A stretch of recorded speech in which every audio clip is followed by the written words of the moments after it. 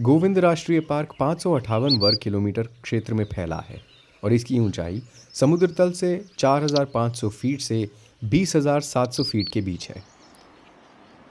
ये सुपिन नदी के नज़दीक अपर टॉन्स वैली का एक हिस्सा है।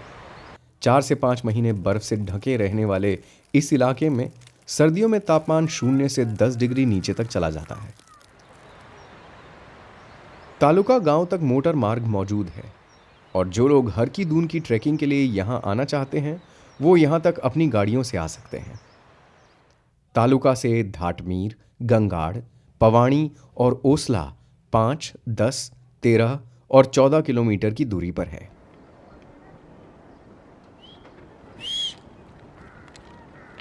गंगाड़ गांव के लोगों को गंगाड़ी कहा जाता है।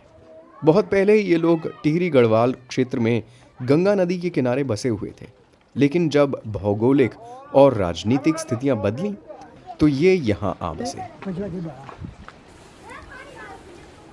मवेशी पालन, जैविक खेती और वन उत्पादों पर गांव के निवासियों का जीवन आधारित है।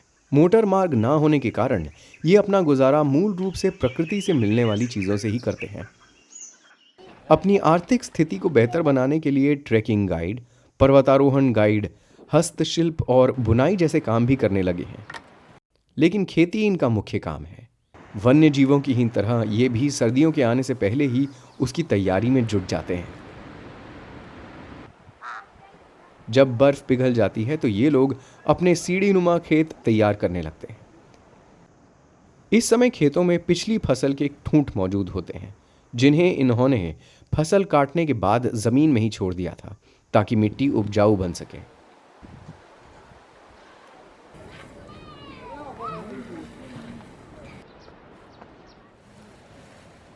मवेशियों का गोबर खाद के काम आता है। ये खेतों में मुख्य रूप से गेहूं, चौलाई, मांडवा, फाफड़ा, सरसों, राजमा, कद्दू, मटर और आलू जैसी फसलें उगाते हैं। खेतों में सब लोग मिलजुल कर काम करते हैं। पुरुष भेड़ बकरियों को घास चराने मैदानों और जंगलों में चले जाते हैं। खेतों में हल बैल की मदद से चलाया जाता है और निराई गुड़ाई हाथ से होती है। फसल कटाई सर्दियों से पहले ही हो जाती है और अनाज निकालकर उसे लकड़ी के कोठारों में भर दिया जाता है, जहां ये काफी समय तक सुरक्षित रहता है। हमारा जो यहाँ का जो व्यवसाय है, 6 महीने बरसात के लिए हम कोटा करते हैं, 6 महीने सर्दी के लिए हम कोटा करते हैं। तो सब इसी में होता है। जो भी सामान है हमारा, छोटे मोटे आइटम ही ले जाते हैं हम ना, जैसे एक दिन के लिए ले जाते हैं घर में। अभी बनाना है तो अभी टोकरी टाइप होती है इस प्रकार की, उसमें ले जाते घर में। उसी को एक बार बनाते फिर सुबह फिर ले जाएंगे।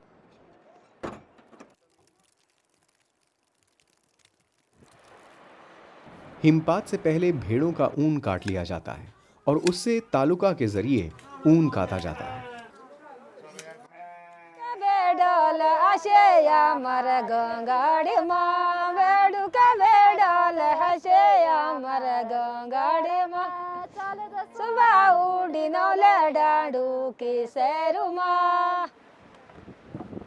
फिर उस ऊन से ये लोग कई कपड़े और चीजें बनाते हैं, जैसे फाजी, चुलती और सादरी कहलाने वाली हाफ जैकेट, गोल पहाड़ी टोपी, रंग बिरंगी बेल्ट और कई दूसरी चीजें। इन्हें ये अपने लिए और बेचने के लिए भी बनाते हैं। त्योहार में ये कपड़े खूब काम आते हैं। यहाँ के लोग लकड़ी पर काफी निर्भर करते हैं। घर हो, मामूली फर्नीचर या फिर बर्तन, लकड़ी का प्रयोग भरपूर होता है। और ईंधन के तौर पर भी लकड़ी खूब काम आती है। कोई घरेलू उत्सव हो या सामुदायिक त्योहार, ये सब मिलजुल कर खाना बनाते हैं, नाचते हैं, गाते हैं। इनके कई लोकगीत धार्मिक भी होते हैं। इनके इष्ट देवता सोमेश्वर महाराज के लिए, जो शिवजी का ही एक रूप हैं और भेड़ बकरियों के साथ इधर उधर घूमते रहते थे। ढोल बजाने वाले ढाकिया कहलाते हैं और किसी पूजा या गांव की बैठक के दौरान भी ढोल बजाते हैं।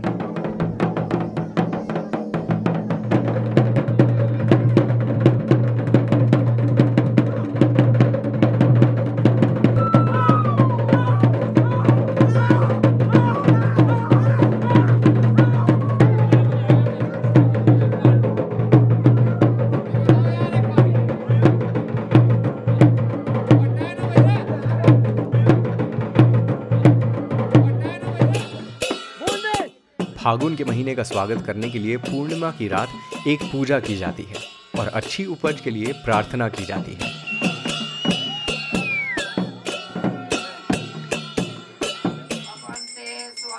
अप्रैल के महीने में नाग पूजा होती है, यानी शीत ऋतु को छोड़ पूरा साल कुछ ना कुछ चलता ही रहता है।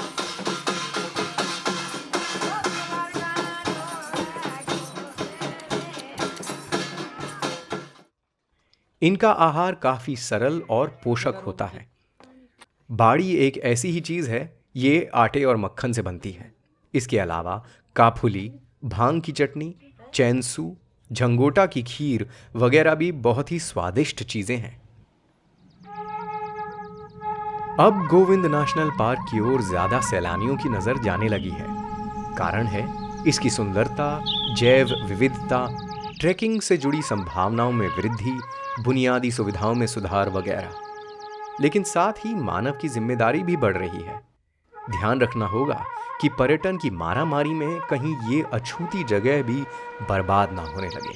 यहाँ के अनोखे जंगल, मनमोहक प्राकृतिक नज़ारे, बादलों की आंख मिचौली हमें इस आधुनिक दुनिया की आपाधापी से मुक्ति दिलाती है। लेकिन हमें भी ध्यान रखना होगा कि ये प्राणवायु हमारी अनंत पीढ़ियों के शरीर में जान फूंकती रहे।